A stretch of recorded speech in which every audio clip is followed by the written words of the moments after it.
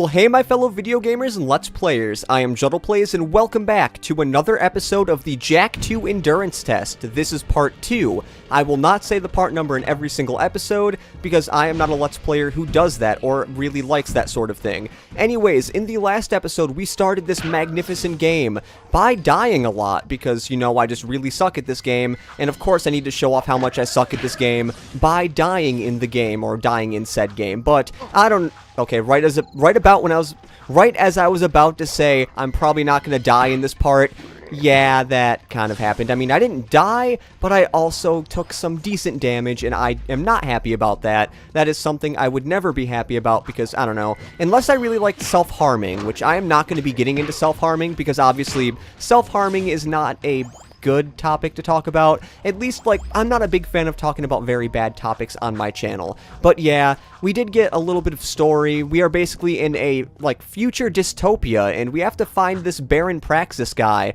because he pumped us full of Dark Eco, and now we have, like, this Dark Jak power, which I am probably not gonna use. I mean, well, obviously I'm gonna use, but I don't think I can use right now. If you want to know, in order to get Dark Jak, you have to collect those Dark Eco things, which that is known as Eco. If you have played the first game, you would know a little bit about what Eco is. And now, you might be thinking, Jordan, why are you talking about the first game like this? Why didn't you just play the first game for the first endurance test? Well, that is because the first game is not part of my childhood. The only Jak game that is actually part of my childhood is this one. I have played Jak 3, but I have actually never played Jak 1. I'm probably going to change that eventually in the future, and I need to be very careful here, because I know that this kind of starts falling. At least I think some of them, no. Right here is where it starts falling. This is where I have to be a little careful. This is where, as a little kid, I was a little scared, and luckily that second X press did not count, because if it did, I would have been totally boned, because I would have died. Now, oh god, that was not a good idea. I should have just done a regular jump, and I'm surprised that there was a checkpoint right there. The reason I'm surprised is because there are not many checkpoints in this game, or at least, I'm not exactly sure if it's like Ratchet and Clank, because in Ratchet and Clank there are not many checkpoints in the game. Like, you get to an area and then that kind of happens, but we do have a cutscene, which is a little bit of an homage to Jak 1. I'm going to talk through this because it's kind of just a or maybe it's kind of talked through, or well, I mean, those are just sound effects. Ooh, that hurt. But I'm pretty sure every time you hit your nuts, it hurts. I'm just saying.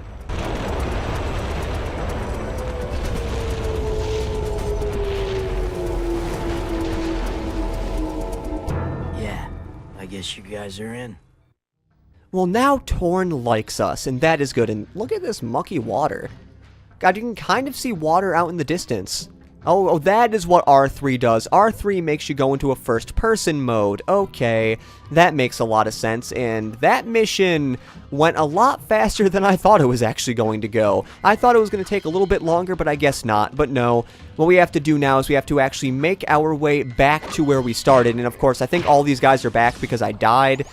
Yeah, those red ones take 2 hits and the green ones take 1. I'm pretty sure you already knew this because I hit them, or like, I fought a whole bunch of them now, and Daxter, can you not talk? I do not want to hear you talk, because, yes, Daxter will talk a lot in this game. I mean, I think when you die, he might make a wisecracking comment. This might have only been in Jak 1, though, but yeah, that's just something. God, I feel like I want to talk more about why I'm nostalgia for the nostalgia. That's really not a thing. Why I'm nostalgic for this game, but I think I already covered most of it. It is wait, I feel like there might be something over here. The reason I say that is because we did not go over here, and it seems like there may be something. Is there? Can I like punch this? No, I cannot punch that. Okay, maybe. Is this just literally an area that is here for nothing, or is there like something back here? No, I am not going to be going back there because I do not want to end up going in the mucky water, because as we saw earlier, the mucky water hurts us, and I do not want to get hurt. And then we went to that whole weird topic about self-harm, even though it wasn't really talking about it, it was just me rambling on about stupid things. Also, this is the kind of loading zone I was talking about, or not really loading zone, but loading time. It cleverly hides it, whereas it just loads the rest of the area, and sorry if my commentary went off to the side a little bit. That was because I was looking at a Skype notification that came out of the corner of my eye, because while I'm recording at home, I am able to see things out of the corner of my eye. I mean, I could before, but I mean, like, I'm able to actually... Okay, well, I guess now I can show what happens when you get caught by the police. Or the Crimson Guards, technically, because I think I ran into one. Heaven forbid I ran into one Crimson Guard, and bad things are going to happen. I have to go over here, because I need to make sure I get to wherever Torn is before the bad things happen. And by the bad things, I mean before they try to hurt me. And I do not want them to hurt me, because hurting me would be bad. Now, I'm probably going to drive a little bit more reckless now than I was before. Actually, I should not drive any more reckless, because these vehicles do blow up after a while, and I do not want them to blow up, and I did not know those things were active. Those are cannons, or... Was that the cannon, or was that just a ship trying to shoot me? God dang it. Can you drift in these? I also took a dead end. And I'm not wanted by the police anymore. Okay, well, I guess I was wrong. I thought that you were basically wanted until you were dead or went into a mission, but I guess you can, like in Grand Theft Auto, run away from the police, or Crimson Guards, I should say. The way I say police makes me sound like a really freaking noob, and I do not want to sound like a noob, even though I kind of am a noob at this game. And yes, once we get down here, we can only walk in this area. We gotta be polite, you know? Like the old Pokemon games. Woo! Being a big hero sure makes you thirsty.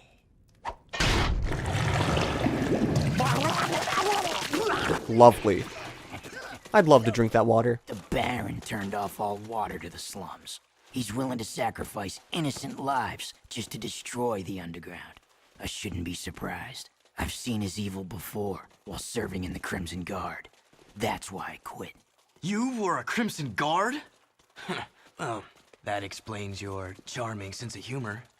My friend in the Guard tells me the valve to turn the water back on is located outside the city, at the pumping station. Outside the city?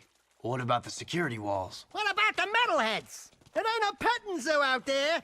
Peeps be getting deep-sixed. Find the large drain pipe in the north wall. It'll take you outside the city to the pumping station. Get to the main valve and open it. If you survive, the slums will be indebted to you. If not, maybe we'll have a touching moment of silence in your honor. I'd like to give him a touching moment. Okay, I know that was supposed to sound threatening, but I could only think of that in a sexual way, and I do not want to think about a touching moment from Daxter. That would be weird, and yes, there we go. We now have a zoomer, which I think they're called zoomers, that will actually work a little bit better than the other ones, and I really hope I'm going the right direction, because if I am not, I am really bad, or... Let's try to avoid the guys there. I almost said the cars. They're not really cars. Well, would these be considered hover cars? I guess so. Well, this would be more of like a hover motorcycle, and oh my god. Jesus Christ. That's one thing I wish was a little bit better. I mean, not really better in this game. I know it's just because I suck at using these zoomers here, but I just wish there wasn't as much, like, very tight corridors. I mean, I don't think the whole game is tight corridors like this. I believe once we get into later areas in this game, or like more of the hub actually unlocks, because if you don't know already, we cannot access the entire hub in this game, because there are areas that I believe the Baron is actually made it so we can't go in those for some reason. Also, if you've been hearing, like, voices in the background or, like, in this game, those are the Crimson Guards talking. I don't know exactly what they say. I think they're like, oh, like, suspicious activity in Sector 5 or something like that. Or they might be like, all clear here, something. But we are about to go into a new section over here, where I feel like the zoomer is going to be a little bit easier to drive, because we are actually in a little bit more of an open area. And no, this is not the open area I was talking about. I was trying to talk about a different one. Also, as you see here, you could have easily walked through this area, but why would you do that? You can easily get to this area, like, right here very fast, which I believe is the area we're supposed to go in. Is it? Oh, well, okay. Oh, get off the top there, Jack. You can't go in these, like, little areas when you're on the top of a door. That is not how doors work. You need to go through the entrance of the door, or, like, the front or back of the door. Well, is it the front? Is it the back of the door? I do not know. But all I know is we are about to see some metalheads here. Look. Okay, well, I guess we're not supposed to run into those things. Also, look at those. Those are metalhead gems. You get them every time you beat a metal head. God dang it. I need to be a little more careful here. Maybe I should start using my spin attack a little more often, because maybe the spin attack will work a little better. And you know what I just realized? I probably could have used the spin jump and saved myself from dying a few times in this game. Also, there's a little precursor orb here. I believe those precursor orbs, unlike the first game where you had to collect like a certain amount in each level and then use them as like kind of a currency a little bit. Well, not really a currency, but more of you get like certain things from the getting precursor orbs. No, this time you actually, well, no, the certain things I mean is like power cells, but that's not really in this game. What I'm trying to say is the precursor orbs in this game give you, I believe, certain power-ups, like right here. If we somehow jump into this area, can I like do a jump up here? Yes, I can. And we can go into here and get another precursor orb. I'm making myself sound like a walkthrough, and that is exactly what I do not want to sound like in this game, and I kind of want to show off what happens when you swim too far out in the water. So this game doesn't want you swimming out anywhere. So what they do is once you get a little bit too far into the water, a certain robot will come up. You are trespassing. Defense is coming online. I am authorized to use force. And that's what happens. It says that little voice clip there. The voice clip might be a little different every time. And of course, we do have to fight these guys now, which kind of sucks. I didn't want to really fight them again. But you know, sometimes you have to change things. And also, I guess you can only get their metalhead gems once. So keep that in mind. I did not kill that other guy. Okay. Okay. I thought I didn't. I'm sorry for the yelling there, but I wasn't. I thought he ran into the water because I thought I heard the sound effect of him dying, but no, I did not hear that sound effect, and that actually scared me.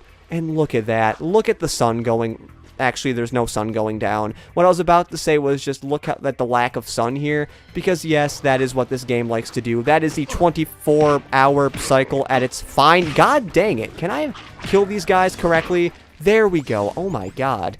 Jesus, I'm afraid for the rest of this game, or how far I'm ever going to get into this game, because if I keep getting hit by these little creatures, I am not going to survive that long in this game. Okay, let's be a little more tactical. Yeah, exactly, a little more tactical. Knock him off the side and have the Metal Gear, what am I talking about? Have the Metalhead gem come to me. Because like gems in Spyro the Dragon, if they fall off the side, they come to you, or at least in that game, they actually just... I pressed the X button twice there, guy. I mean, I guess according to the game, I did not press the X button twice, and for some reason I thought everything basically did 2 bars of health to you in this game. But I guess not, because I think I have, like, how many do I have? I have 3 health left. And that's something you don't usually see, because I swore a lot of things either killed you in 1 shot or did 2 health to you. So it's basically in this game like you have 4 hit points before you die. And I do not believe you have any invincibility frames, so that's another thing you have to be careful of. I think that's one reason why a lot of people, that's one of the flaws they have with this game, or why this game is actually really hard, because of the lack of invincibility frames that you have in this game. God, can I please... There we go. Why? I don't know. Maybe it's because I'm just not used to the combat control in this game. Would it be called combat control? I don't know. It's just I'm not used to the combat in this game. That was a bad idea. Why did I even try to decide to do all of those in 1 shot? That would not work in a million years. Maybe it would have worked in 99 years, so maybe I was being a little bit too harsh with the million-year comment, but I don't think it would have worked that well, because, I don't know, I probably would have got hit by them eventually if I did that in a different way. By that, I mean if I tried, jumping in between, because they are moving like that. Were you supposed to jump over both of them? I don't know. If I was supposed to jump over both of them, I did not jump over both of them in a correct manner. Come on, can I, get over here? God, I keep jumping into the guys. That's the problem. Also, this guy has a tongue. Well, I'm pretty sure a lot of the enemies have tongues, but what I meant is he has a very, movable tongue in a way, and I can barely see this in this dark set here, so let's see. It does turn, so let's be a little careful. We gotta jump over that so we don't go down to the ground, because that's the last thing I'd ever want. But I believe over here is where the pumping station is. Is it? No, it is not where the pumping station is. I need to make my way back up there because I was stupid. God. I always loved playing games like this where, for some reason, it's darker on my TV. Or it's basically most games that I record where it's, darker on my TV than it is on the capture card. Whereas you guys would be, what the heck are you complaining about? I can see this game perfectly fine. But for me, it's it's so dark. That is basically what I felt when I was going through the kelp forest in SpongeBob SquarePants Battle for Bikini Bottom. That area was one of the hardest areas to see in this game. And oh, I forgot to show that. I really like the animation they do when he's running up slopes. Like, look at this. Look at him run like that. He goes like a jig, jig, jig, jig. Or what? That's not what he does. I don't exactly know what he does, but he does not do that. And does this bring me... That might bring me all the way down, so I'm not going to be doing that because I believe we are really close to where we need to be. I think it's up here if I can actually see where I'm going. Jeez. Is it going to be getting sunlight soon? Are we actually going to be going into the sun? Because I would really like if we do go into the sun, because it'd make this platforming a lot easier. Luckily, there are some weird natural lights on these platforms here, so it makes it a little bit easier to see what you're doing. The valve. Allow me.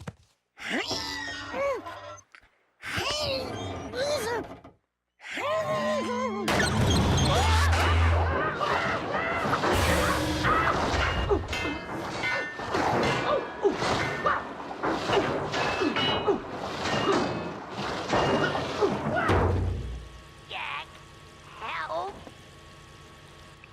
Jack, help! Jack, please, help!